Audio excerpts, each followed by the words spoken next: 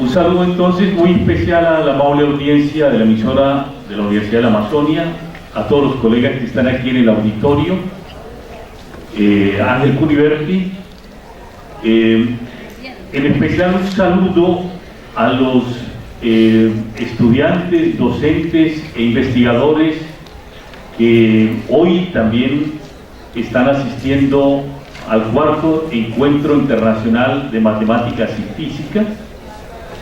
Un agradecimiento a la decana de la Facultad de Ciencias de la Educación y a los profesores, porque se nos traslapó el evento del Diplomado de Paz con el evento del Encuentro Internacional de Matemáticas y Física. Entonces vamos a hacer gracias al acuerdo con ellos, vamos a hacer solo una presentación, no dos presentaciones, de alrededor de 45 minutos, y continúa enseguida las ponencias del Encuentro Internacional de Matemáticas y Física. De suerte que los colegas que vinieron al encuentro también pueden, por favor, seguir y inmediatamente continuarán con el encuentro. Tenemos hoy la fortuna de contar con un expositor muy especial para la comunidad académica, pero también para la sociedad caqueteña y de la Amazonia. Monseñor Omar de Jesús Mejía Giraldo, obispo de Florencia, va a estar a cargo de la ponencia del día de hoy.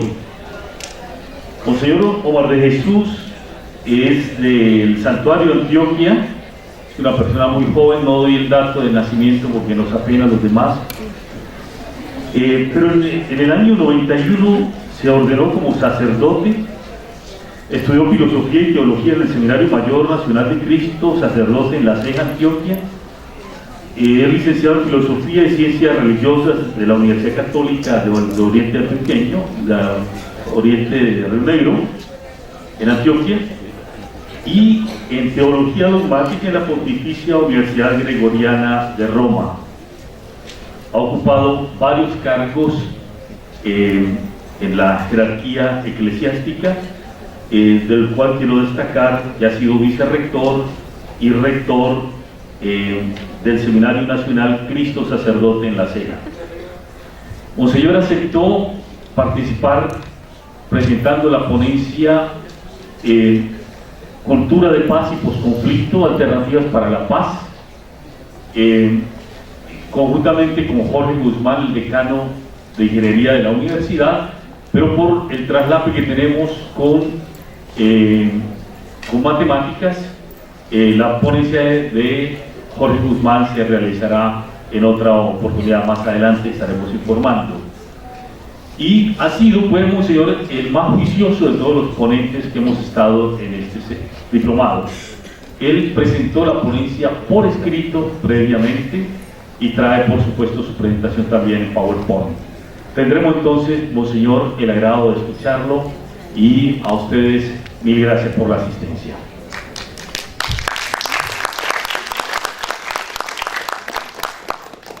Buenas noches. Yo agradezco a Jorge que me ha invitado a compartir con ustedes esta noche.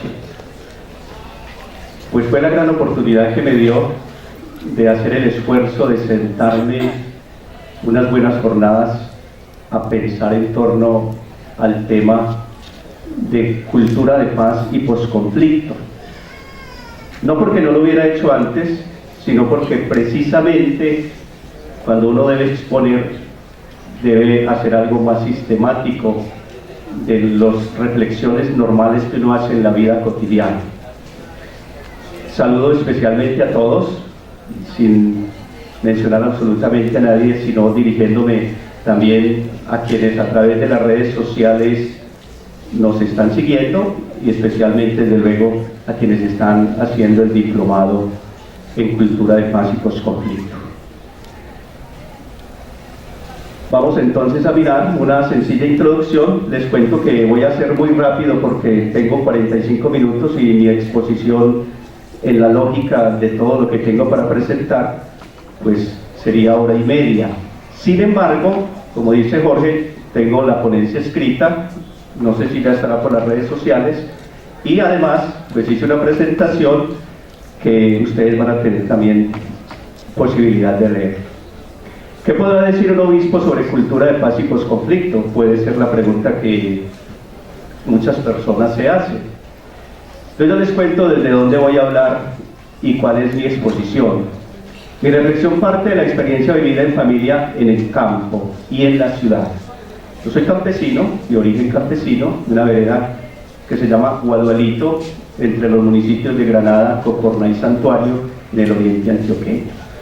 En la década del 70 y sobre todo el 70, pues me eduqué en una escuela rural, le aprendí muchísimo a mis maestras y les agradezco todos los días por la formación que me dieron.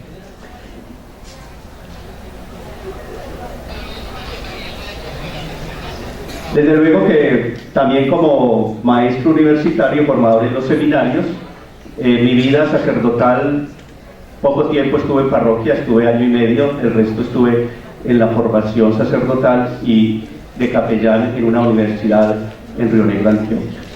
Y tercero, hablo desde mi experiencia vivida durante estos 5 años en esta tierra soñada del Caquetá.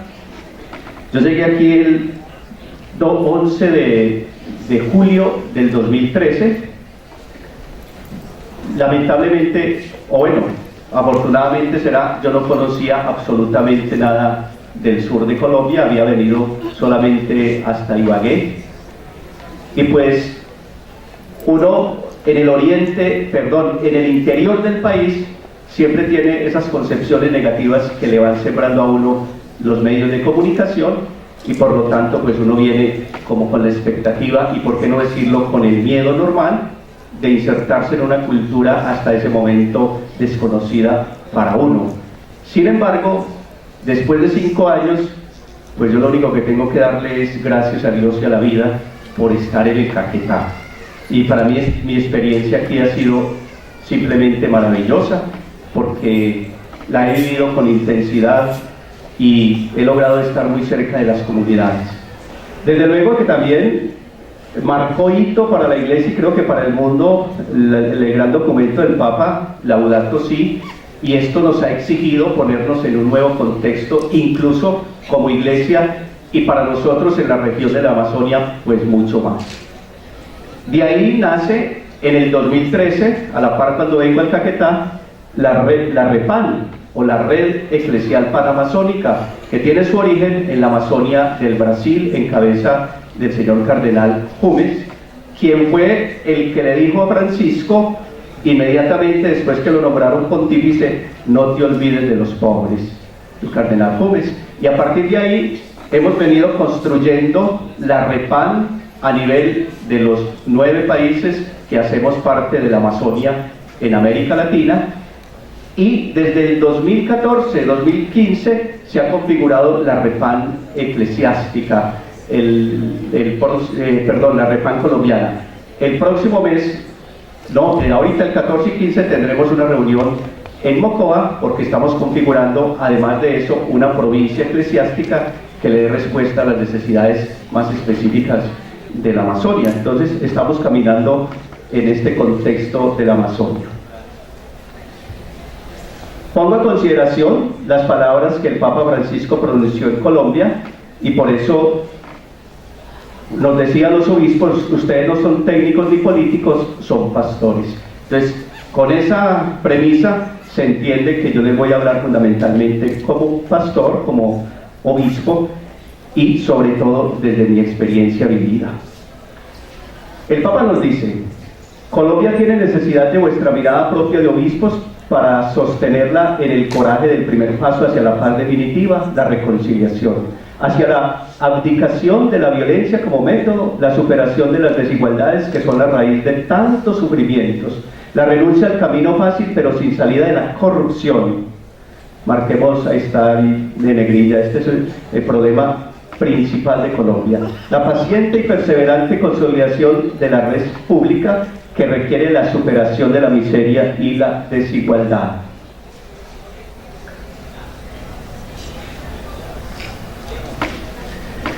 Para nosotros la paz no puede ser una mera idea o un discurso. La paz para la Iglesia es un mandato de nuestro fundador. Jesús el Señor nos dice: al entrar en cualquier casa, bendíganla antes diciendo: la paz esté en esta casa.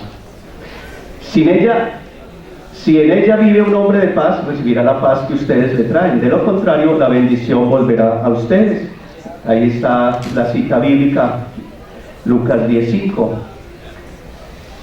Esta es una reflexión que yo he hecho y que me parece que es necesario tenerla muy presente en esta cultura de paz. La vida no puede ser gastada construyendo la paz. La vida en sí misma tiene que ser paz. Y así hacemos la paz, así hacemos de la paz una cultura y no solo un proyecto meramente académico o discursivo. Esta es una reflexión personal que yo hago y a mí me da mucho miedo que la cátedra de paz se convierta en un relleno, como llaman los muchachos hoy en día, por ejemplo, las ciencias humanas, en el proceso de formación académico. En eso puede convertirse lamentablemente la cátedra de paz, porque creemos que la cátedra de paz es dar conocimientos y poner como en un embudo un poco de cosas y de leyes sobre la paz. Me parece que la paz tiene que ser una vida, y que cualquier profesor, así no esté enseñando humanismo, no esté enseñando la cátedra de paz, tendría que estar generando paz en el aula, porque ese es el espacio donde se está construyendo la paz. La vida en sí misma debe ser entregada, donada, gastada en función de la paz. Solo así podremos hacer cultura de paz. Felices los que trabajan por la paz, Mateo 5:9. Con esta sencilla introducción, yo quiero plantear tres cosas muy sencillas a partir de la metodología que como Iglesia hemos aprendido a partir del Concilio Vaticano II, y con un énfasis grandísimo en el año 68 en el documento de Medellín y en el documento de Puebla en el año 1978. Aprendimos a hacer este trabajo a partir de tres realidades: ver la realidad, juzgar la realidad y actuar a partir de esa realidad que se vio y que se juzgó. Teniendo presente que si yo estoy hablando en el ámbito pastoral, yo juzgo la realidad para orientarla, para acompañarla y no para condenarla, porque el pastor no puede estar condenando, y creo que esa es la lección que el Papa Francisco nos ha dado tantas veces cuando dice: ¿y quién soy yo para juzgar a los demás? Ya esto es ver la realidad. La verdad es que estamos viviendo un momento histórico bien complejo a nivel mundial, nacional y regional. Nadie lo puede desconocer. Miren, estas son imágenes que acontecen en Siria, estas son imágenes que acontecen aquí en nuestro Caquetá y en todos los rincones de Colombia. Creo que no hay que profundizar demasiado en estos aspectos porque todos los días los vemos. Hoy acabamos de dar sepultura precisamente en la catedral a un señor de la Unión Penella, y no basta observar los rostros de su esposa, de sus hijos, para ver el dolor que manifiestan en esta situación. Una pregunta: pero ¿y qué significa para nosotros hoy posconflicto? Creo que podemos seguir pensando en ello. Segundo, juzgar la realidad. La pregunta que tenemos que hacernos también: ¿y cómo vamos en la implementación de los acuerdos? Los avances han sido lentos por circunstancias del gobierno, pero también de quienes han dejado las armas y de la sociedad en general. Creo que la sociedad en general nos hemos irritado como en una cultura de miedo, y esa cultura de miedo es el peor consejero que podemos tener, porque el miedo es perturbación angustiosa del ánimo. Entonces, si nosotros vivimos en esa cultura, pues no vamos a tener ningún futuro. Ahora hablaba con Jorge y me decía: en 15 días tendremos una gran conferencia sobre la confianza. Creo que hay un punto clave también para construir la paz. Cultura de paz y posconflicto. Aquí tenemos unas imágenes. El campesino, uno va al campo y mira a los campesinos a los ojos y ellos le dicen a uno: mire padre, lo único que nosotros queremos aquí es que nos dejen vivir tranquilos, porque afortunadamente la tierrita nos da para vivir. pero qué bueno que pudiéramos vivir tranquilos. Y a veces le mandan a uno, también traen muchas razones a los políticos, a los gobernadores, díganle que nos arreglen al menos la carreterita y todas esas cosas. ¿Por qué? Porque el campesino es esto, es un hombre que está todos los días ahí dándole, entregando su vida. Y bueno, también el reto es sacar adelante Colombia, Caquetá, nuestro municipio, nuestra vereda, y el reto es de todos. Aquí no podemos echarle la culpa absolutamente a nadie ni esperar que los demás actúen. Creo que el trabajo es de todos y por eso es tan importante, por eso tiene tanto significado este diplomado. Y le decía ahora a Jorge y al profesor, mire, qué bueno que estas cosas se vayan multiplicando y se vayan haciendo cultura precisamente en nuestro ambiente. Desde el principio no hubo mucha implicación del pueblo y una cultura transformante. Las grandes transformaciones sociales se gestan en los círculos escondidos en las bases de una construcción. Si este auditorio no tuviera unas bases que sostengan esta construcción, esto se hubiera caído. Entonces, creo que la paz hay que generarla en esa cultura escondida que vemos ahí, en los secretos. Hace como 15 años me llegó a mis manos un libro que se llama El Otro Medellín, y ahí cuentan todo lo que no dicen las redes sociales. Bueno, en esa época no había tanto avance en las redes sociales, pero por lo menos la televisión y todas esas cosas. Póngase a pensar cada uno qué pasa en este momento en todos los rinconcitos de esta ciudad, todo eso escondido que hay ahí. Se estará construyendo paz en todos esos rincones que van aconteciendo todos los días con las mismas circunstancias que están pasando en este momento. ¿Serán esas las dificultades actuales del posconflicto? El pueblo, si fue escuchado, si está siendo escuchado. En las mismas FARC las bases fueron implicadas, ¿por qué entonces las disidencias? En fin, son interrogantes que yo no puedo responder, quisiera que alguien se ocupara al respecto. Estoy viendo la realidad, que es lo que uno puede ver todos los días. ¿Será posible hacer cultura de paz cuando vemos que muchos territorios dejados por las FARC ahora son territorio de nadie, del más fuerte o de aquellos que hacen justicia por su propia mano? No nos engañemos, lo ilegal se ha tomado el país.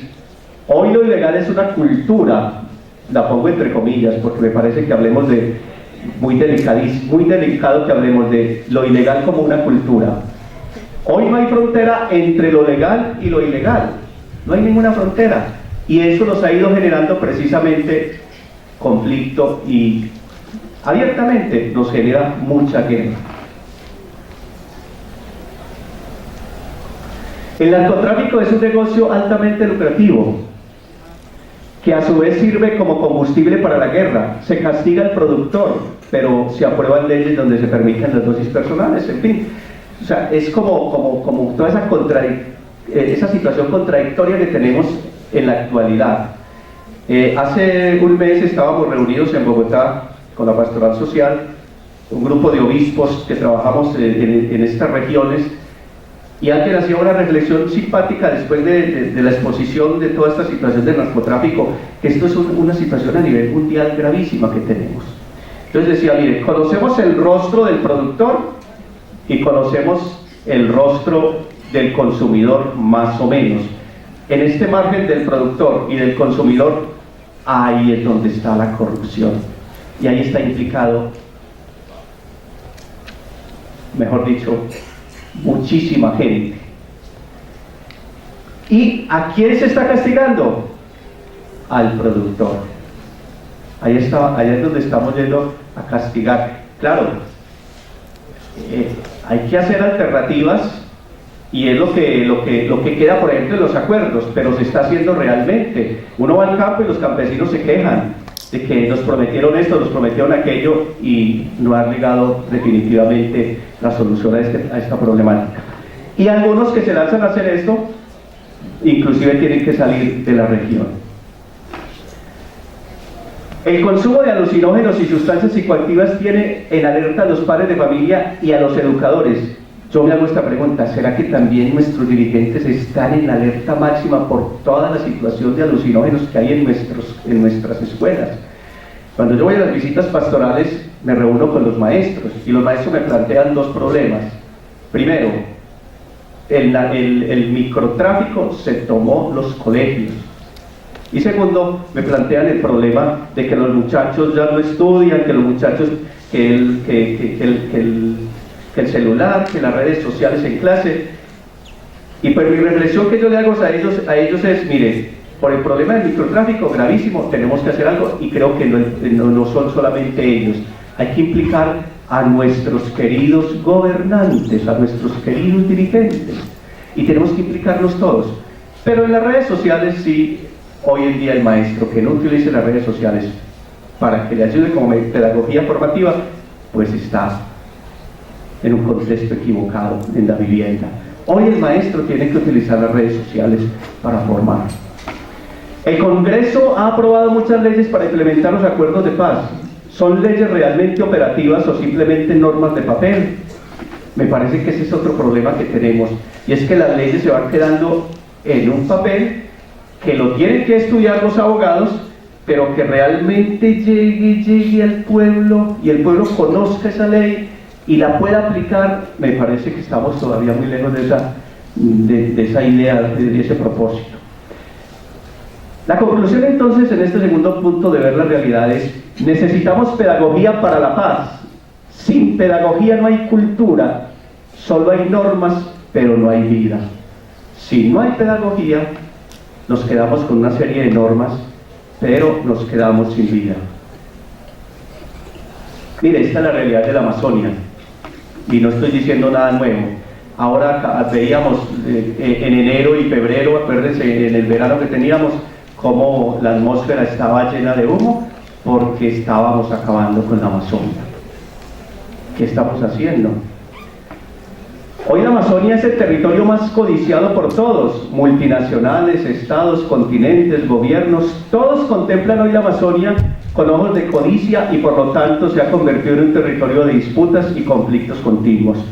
No necesito hablar aquí, lo remito simplemente a la magistral conferencia de hace 15 días de Jorge, que abordó este tema de una manera magistral. Sé que está haciendo una investigación en torno a ello. Esto de que las multinacionales y los gobiernos se estén interesando por la Amazonia, pues usted lo dijo hace 15 días, ya lo tenemos clarito, y miremos todo lo que está pasando en nuestra Amazonia colombiana. Nuestra mayor riqueza se ha convertido en nuestra mayor desgracia. Esa frase se la escuché a un líder indígena en un foro de la REPAN que teníamos en Bogotá. Es un indígena peruano, porque les cuento, el testimonio que uno recibe en el trabajo con la REPAN es que hacemos trabajos a nivel internacional, y el problema es igual en toda la Amazonia, igual. Leyes maravillosas, leyes bien hechas para defender el medio ambiente, pero que no funcionan en la práctica porque hay otros intereses.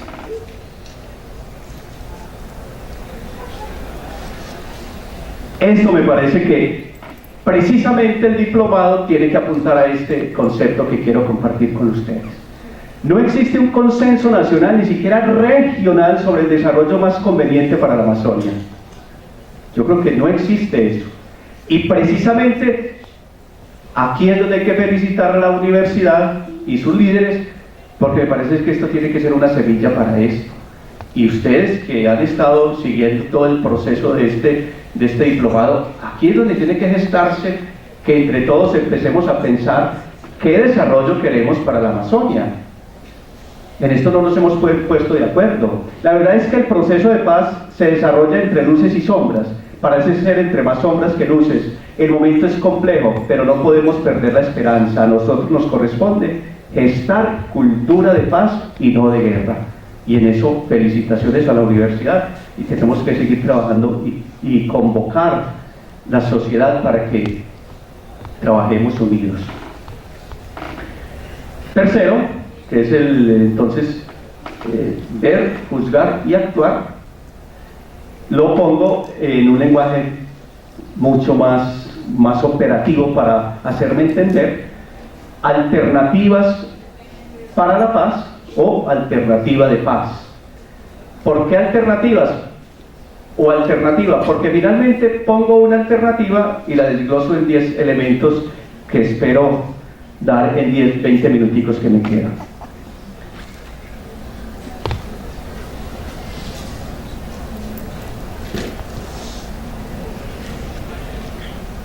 La alternativa para la paz. Aquí ya tuvimos una gran exposición de Zuviría, creo que ustedes ya tienen todos los elementos. Quizás aquí, no sé si tome algunos elementos de él, no he escuchado su ponencia hasta ahora, me he escuchado otras, la de él no, pero es también una inquietud que yo siempre he tenido, además porque como les dije ahora, pues yo soy hijo de la educación y mi ministerio fundamentalmente ha sido en este campo. La educación, fundamental para la construcción de una verdadera cultura de paz y posconflicto. Sin una verdadera educación en la que todos estemos comprometidos, no pensemos en la paz. Eso será iluso si no entramos en esa cultura de educarnos y de educar para la paz. ¿A quién vamos a educar? Ustedes dirán, la respuesta es obvia: al hombre. Bueno, al ser humano, sí, pero ¿a cuál hombre? Pues lógico, al hombre de hoy, al del posconflicto. O sea, no podemos estar pensando en el hombre de ayer. Ahora comentaba con el profesor y con Jorge que una de las formas cuando uno se da cuenta que se va haciendo viejo es cuando empieza a criticar a los jóvenes. Y se encuentra uno con definiciones de juventud igualitas a la situación de hoy desde Sócrates hace 2500 años. Después de la Segunda Guerra Mundial, Estados Unidos y las grandes potencias le ofrecieron a Alemania ayuda. Y el canciller les dijo: ayúdennos a reconstruir el hombre, que lo demás lo hacemos nosotros. Ojo con eso. ¿Y quién es hoy Alemania?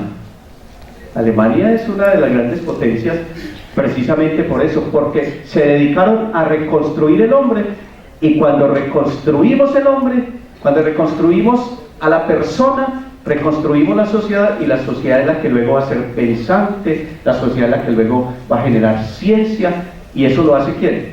El ser humano. Entonces, ojo que a veces, por ejemplo, en la universidad los estudiantes se quejan mucho de las ciencias humanas y son hoy fundamentales, fundamentalísimas para el crecimiento integral del ser humano. Empecemos por educar y educarnos para la paz. La educación es la fuerza que transforma realmente una sociedad, pero superemos ya la idea de creer que solo se educa desde las aulas de clase. No, se aprende y se desaprende todos los días en los actos cotidianos. La paz es entonces una condición en sí misma que se edifica en los pequeños detalles de cada día. En los pequeños detalles de cada día. El saludo, una mirada cariñosa, un abrazo. Todos esos detallitos van haciendo que la cultura de paz se vaya haciendo real.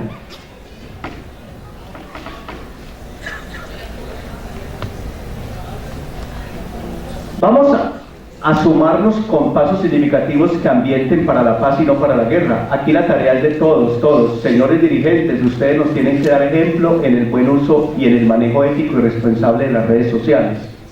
Ojo. Los dirigentes, y esos dirigentes somos nosotros, y esos dirigentes somos cada uno, aunque fuéramos estudiantes. Y tenemos que empezar a dar ejemplo del manejo de las redes sociales. Las redes sociales se han vuelto el escenario más grande para la guerra, para el conflicto.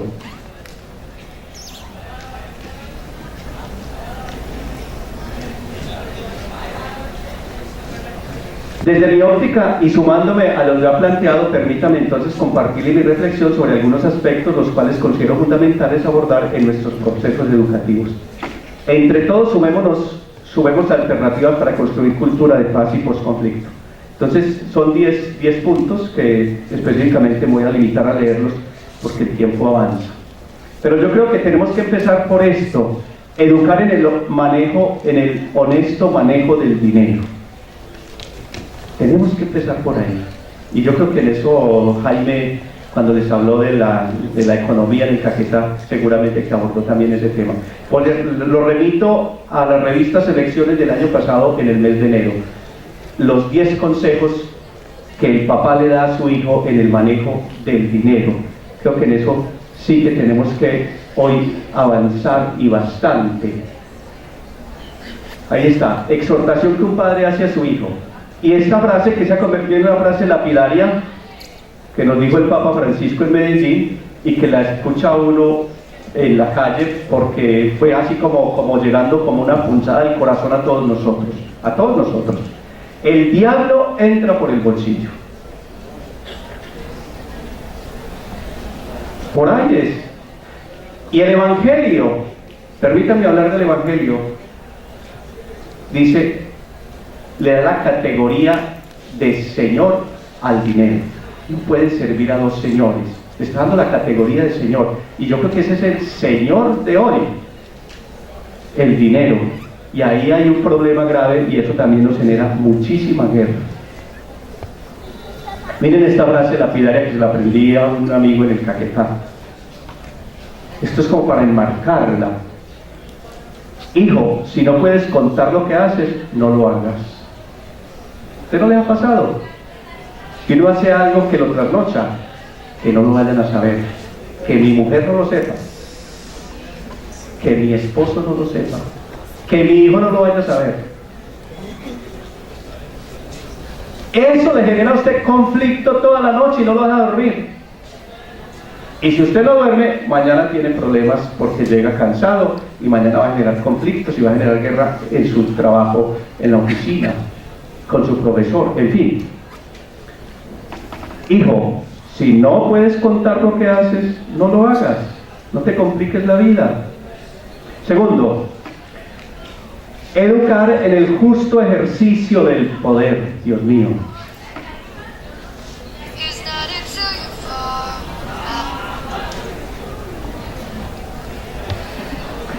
El primer acto de corrupción de un dirigente es lanzarse a un cargo público para el cual no está preparado.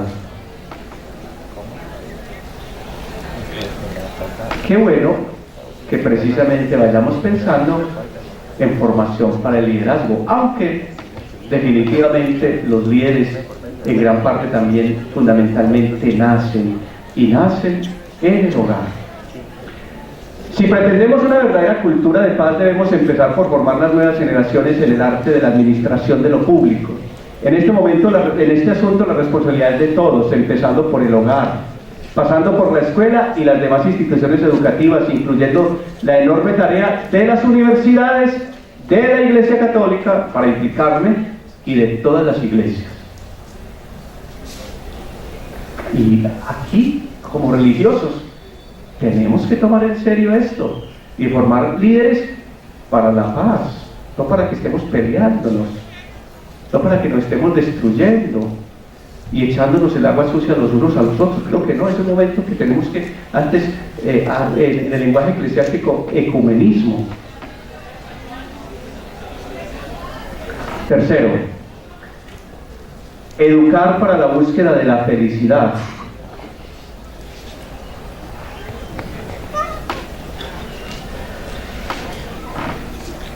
Cuando estamos felices, en el fondo estamos en paz. Pero vale la pena preguntarnos, ¿en dónde buscamos la felicidad? ¿Alguien quiere vivir triste? Si alguien quiere vivir triste, les propongo que mañana nos encontremos a las 3 aquí en este lugar y hacemos un club de tristes. Nadie quiere apuntarse a la tristeza, todos queremos vivir felices. El problema no es la felicidad, el problema es cómo y a través de qué metodología, de qué medios buscamos la felicidad. Buscando la felicidad nos encontramos con situaciones violentas, nos encontramos con conflictos interiores y nos encontramos con situaciones de guerra.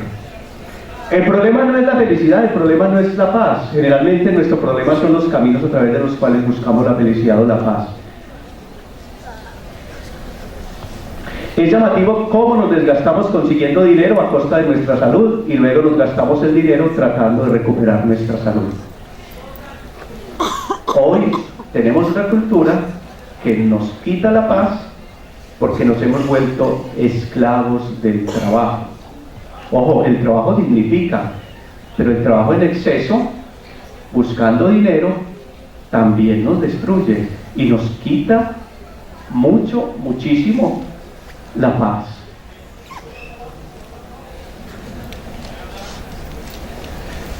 Si queremos construir cultura de paz, tenemos que empezar por cambiar nuestro lenguaje.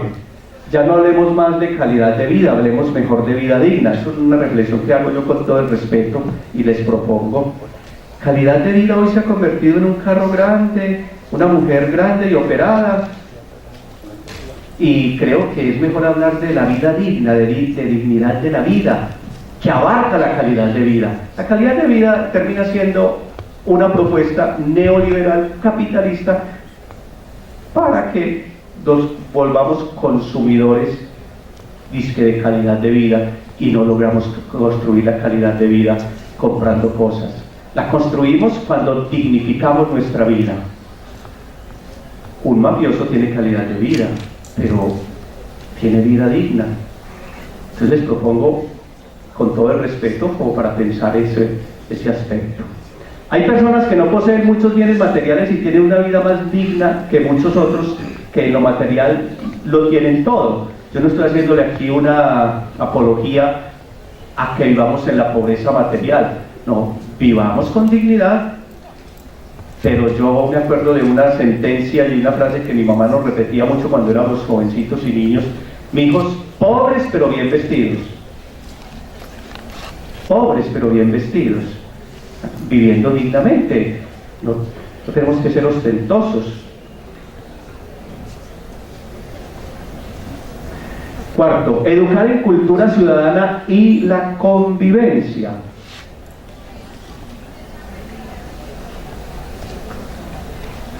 Urgente educar en el arte de la no violencia. La cultura ciudadana se construye en la vida cotidiana, en nuestras relaciones de todos los días, en nuestros hogares, oficinas, en la calle, en nuestros campos, en fin. La cultura ciudadana se hace en el día a día, en los oficios que realizamos a cada instante.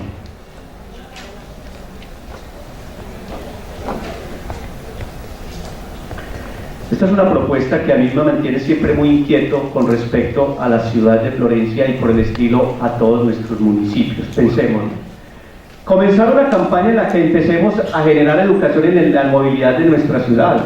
Con estos pequeños pero significativos hechos generaremos cultura ciudadana y una mejor convivencia entre nosotros. Por lo tanto, cultura de paz y posconflicto. ¿Quién de nosotros no ha dicho una vulgaridad y con rabia conduciendo un vehículo? Y hace signos. Todo eso nos va generando como ese malestar. Y aquí en Florencia eso es el pan nuestro de cada día. Creo que en eso tenemos que trabajar muchísimo. Y no sé si aquí esté de pronto algún candidato a la alcaldía de la próxima, para que piense en eso seriamente, en empezar por hacer cultura ciudadana. Yo veo que todos los días recogen motos, sobre todo motos, y lo que hacen es generar violencia. Yo le he dicho al señor alcalde: hombre, mire, sí, haga la ley, pero primero haremos cultura ciudadana, después hágale un colchón a la ley de 6 meses y haga partes pedagógicos, y ahí sí, cuando la gente ya después de tanto insistirle, hagan. Pero recogemos motos y la gente queda violenta al pobre policía, el policía también se vuelve agresivo. Entonces, eso es un conflicto que nos va generando cada vez dificultades, y creo que en eso tenemos que dar un paso significativo. Educar en el lenguaje, en el buen uso del lenguaje.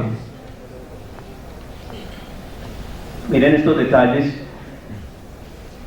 Sí, el gobierno y las FARC firmaron un acuerdo. Sí, claro.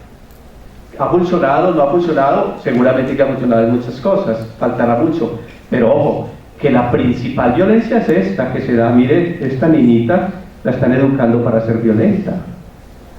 Uno como sacerdote escucha las cosas más tenaces de la violencia que vive al interior de una familia. Eso pasa. Nuestro lenguaje cotidiano es muy agresivo, el cual no construye absolutamente en nada la cultura de paz y posconflicto. Somos agresivos en la manera de mirar. Nuestros gestos consciente o inconscientemente transmiten desconfianza frente a los demás.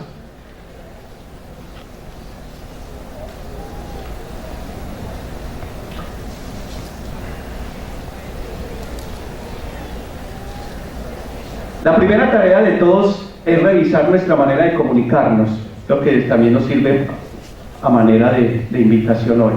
Pensemos, por ejemplo, en algunas expresiones que decimos con una facilidad desconcertante: si lo mataron fue por algo. Dime si no hemos repetido esa frase. Ya estamos aprobando la violencia frente a esa persona. Y miren estas otras expresiones. En vez de decir anciano, decimos edad dorada, como para dorarle la píldora al pobre viejo. No, es anciano. Y todos vamos para allá y todos tenemos que ir aprobando y aceptando nuestra manera de ir avanzando. Y por qué no antes sentirnos orgullosos, porque las canas son sabiduría y son vida que están. Y si somos de fe, pues hombre, una cana y una arruga más que nace en la frente es estar más cerca de la resurrección, va a ser más joven. Pues, mirar también la ancianidad como algo. Y esto, por Dios, falsos positivos, hombre, lo mataron.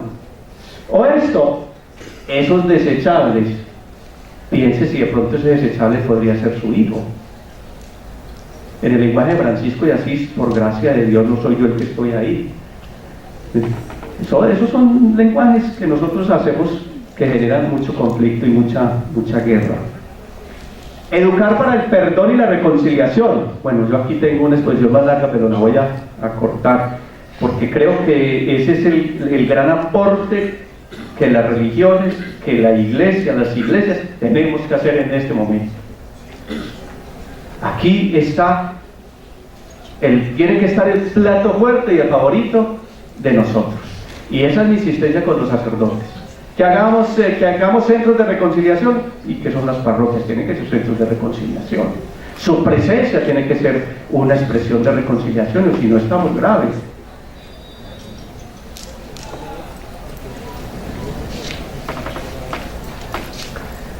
Será imposible construir cultura de paz sin un ambiente propicio para el perdón y la reconciliación. ¿Qué es más fácil? Pregunta que nos podemos quedar ahí reflexionando.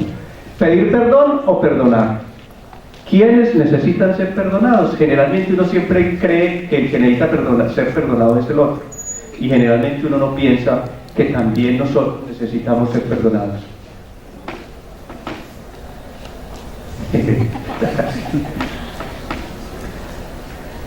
Una persona dispuesta al perdón, a mí me parece esto muy clave y espero que lo tengamos presente. Por eso lo dejo solo, sin ninguna imagen, para que no me pierda como la importancia de esto que para mí es fundamental y quiero presentarlo como el corazón de una propuesta que tenemos que pensar seriamente. Una persona dispuesta al perdón está abierta a la reconciliación, también a la cooperación. Los nuevos fondos para la cultura de paz y posconflicto solo serán posibles cuando estemos reconciliados. Solo el que ha experimentado el perdón y la reconciliación es capaz de ser generoso, recto, justo, no contaminado de corrupción, para ayudar en la reconstrucción del país, de la región, del municipio. Esto es fundamental, que nos reconciliemos, y el que está reconciliado da una ayuda para la paz, porque también vamos a necesitar mucha plata. Voy a utilizar una expresión que utilizaba mi obispo ordenante, Monseñor Alfonso Uribe Jaramillo. Él decía: la conversión termina en el bolsillo. El que se reconcilia termina ayudando aún con fondos para construir la paz, porque sabe la importancia de vivir en paz.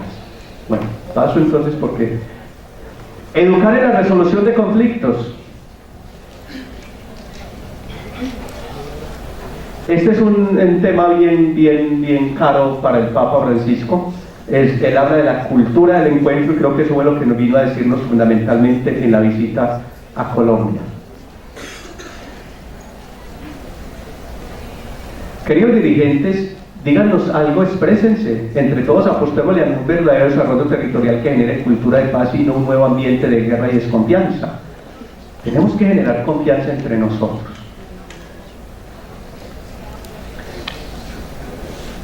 Educar para el liderazgo. El liderazgo es el único medio para lograr el éxito. Solamente con buenos líderes honestos, pulcros, limpios, transparentes, éticos, tendrá éxito la cultura de paz y posconflicto. De lo contrario, apague y vámonos.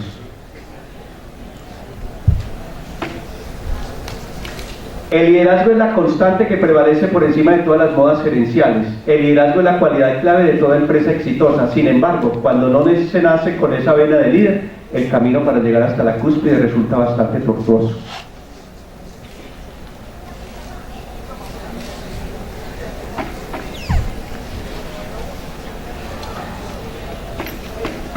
Aquí hay otro problema, centro de Colombia, y que ha sido generalmente el insumo para que se dé conflicto en Colombia.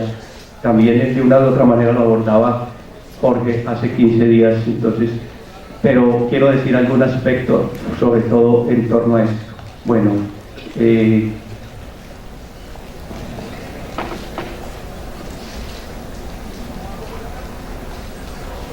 esto sobre todo. Las recientes experiencias exitosas en varios países del continente han estado basadas en la recuperación y valoración de la agricultura familiar y su inclusión más plena y equitativa en los diferentes mercados y en las cadenas de valor inclusivas a nivel local, nacional e internacional. Agricultura familiar. Esto es una recomendación que me encontré hace como 20 días, un mes, en la revista Semana, de unos expertos que han sido ministros de Agricultura en Argentina, en Uruguay y bueno, no me acuerdo en otro país, y daban este tipo de recomendación. Creo que aquí en Colombia estamos tardos en trabajar este aspecto de la agricultura familiar. Y por último,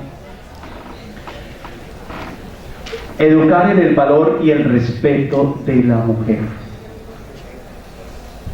La mujer, mujeres que están aquí. Mire, ustedes son sumamente importantes en este momento histórico de Colombia. Además, porque ustedes han sido, creo que, una de las más grandes víctimas del conflicto, porque han muerto muchas mujeres, pero han quedado también sufriendo muchas mujeres viudas y muchas mujeres huérfanas. De eso está lleno el Caquetá. Es lamentable lo que viene aconteciendo en nuestro país y desde luego en nuestra región, el feminicidio. Será necesario que para crear la cultura de paz y posconflicto la sociedad colombiana le ofrezca a la mujer un papel protagónico, y si la mujer no asume un papel protagónico o si no la dejamos ser protagónica, no vamos a construir paz, porque además la mujer tiene una sensibilidad extraordinaria que apoya y que pues nos puede ayudar muchísimo. Mejor dicho, lo que tenemos que hacer equipo de trabajo con ella. La identidad femenina hace que la mujer sea más sensible a la necesidad de reconciliación. Tengo que reconocer que como sacerdote he experimentado el deseo ardiente de la mujer de recuperar sus relaciones familiares y su protagonismo en la iglesia y en la sociedad.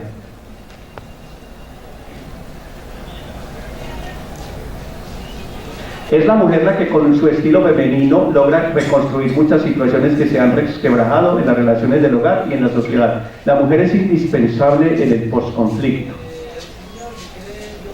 Y a manera de conclusión, es urgente educar a una generación con capacidad de discernimiento constante. Esta palabrita la utiliza mucho el Papa Francisco, porque este mundo hoy es muy veloz y cosas que hoy funcionan, mañana no. Entonces tenemos que estar continuamente reuniéndonos, proyectando y sobre todo haciendo discernimiento de la realidad. Hoy en día ya no hay márgenes definitivos, ni siquiera para un año. No tiene que estar en el dinamismo constante de estar repensando la situación. Por eso la importancia del discernimiento. Discernimiento constante de la realidad es que los niños y los jóvenes aprendan a ser más proactivos y propositivos, dejar de ser tan reactivos. Esta palabrita la quiero relacionar frente a las dos cosas. Sí, que los jóvenes no sean reactivos, pero que nosotros los adultos no seamos reactivos con los jóvenes. A veces somos muy reactivos, ya los cincuentones somos muy reactivos con los pobres muchachos de 20 años. Miren, yo atiendo todos los domingos en la catedral después de la Santa Misa de la mañana. Me están llevando los padres de familia muchos jóvenes, adolescentes, con una soledad terrible, en situaciones conflictivas tenaces, porque a veces los adultos no entendemos a los pobres muchachos. Leer más, estudiar más, formarnos más, conocer la historia. Somos una cultura que actúa demasiado centrada en las emociones del momento. Colombia no tiene cultura de lectura. No tenemos cultura de lectura. Entonces por eso somos tan emotivos y por eso la política se mueve con las emociones y no con la razón. Si todos le apostamos al mismo ideal, a las mismas metas, será posible avanzar. Si le seguimos apostando al individualismo, al egoísmo, a la guerra, nos quedamos sin futuro. Como diría el exgobernador de Antioquia, Antonio Rondán Betancourt, en Antioquia el futuro es ya. En nuestra región, el futuro es ya. Empecemos ya una nueva historia. Colombia está en nuestras manos. Seamos parte de la solución y no parte del problema. Creo que ese es el trabajo fundamental a manera de conclusión. Muchas gracias. Aquí pues a velocidad mil, pero...